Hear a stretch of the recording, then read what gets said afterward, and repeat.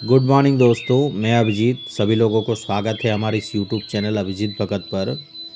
दोस्तों, एक चिड़िया का परिवार होता है और वो चिड़िया अपने बच्चों के साथ एक जगह घोंसला बना के रहता है और वो जगह होता है एक किसान का खेत। खेत में अनाज होता है और अनाजों के बीच घोंसला बना के चिड़िया का परिवार रहता है। एक दिन की बात है, किसान अपने कुछ साथियों के साथ और उसमें अपने बेटे के साथ आते हैं और कहते हैं अपने बेटे को कि लगता है अनाज पक गया है और इस अनाज को अभी काटने का वक्त हो गया है। बेटा, काम करना, कुछ लोगों को लगा के अनाज कटवा लेना। जब ये बातें किसान और उसके बेटे में होता है तो ये बातें चिड़िया का बच्चा सुन लेता है। चिड़िया उस समय घोंसले में नहीं रहता, तो जैसे ही चिड़िया घोंसले में आता है तो डरा हुआ चिड़ियों का बच्चा सब चिड़िया से कहता है कि मम्मी मम्मी, हमें ना ये जगह छोड़ देनी चाहिए, क्योंकि मैं किसान को और उसके बेटे को बात करते हुए सुने हैं कि ये जगह वो लोग साफ़ करने वाले यानी अनाज काटने वाले हैं और अगर ऐसा होता है तो हमारा घर उजड़ जाएगा। तो चिड़िया अपने बच्चों को समझाते हैं कि घबराओ नहीं बच्चों, कुछ नहीं होगा, आराम से रहो। देखते देखते सप्ताह दिन बीत जाता है और अनाज की कटाई नहीं होती। किसान फिर आता है खेत में निरीक्षण के लिए अपने बेटे के साथ और कहता है, बेटा तुमको मैं बोला अनाज काटने के लिए, तुमने कटवाया नहीं। अनाज बहुत ज़्यादा पक जा रहा है, एक काम करना, इस बार कटवा ही लेना।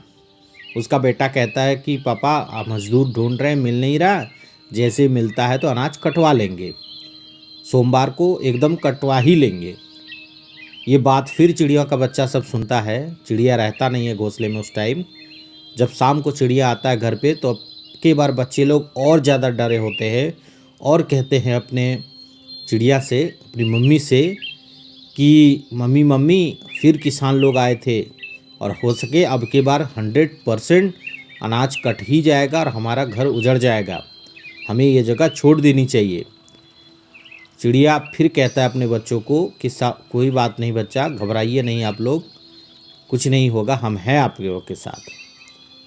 देखते देखते और 15 दिन बीत जाता है और अनाज की कटाई नहीं होती। एक दिन किसान फिर आता है खेत में देखरेख के लिए और देखते अनाज की कटाई नहीं हुई है, तो फिर अपने बेटे को कहता है कि बेटा क्यों नहीं हो रहा है अनाज की कटाई। बोला पापा मज़दूर नहीं मिल रहे हैं और कुछ नहीं हो रहा है, इसलिए कटाई अभी तक नहीं हो पाई। तो किसान कहता अपने बेटे को, काम करते हो बेटे कि कल हम और आप मिलकर लगते हैं और अनाज की कटाई करते ही हैं।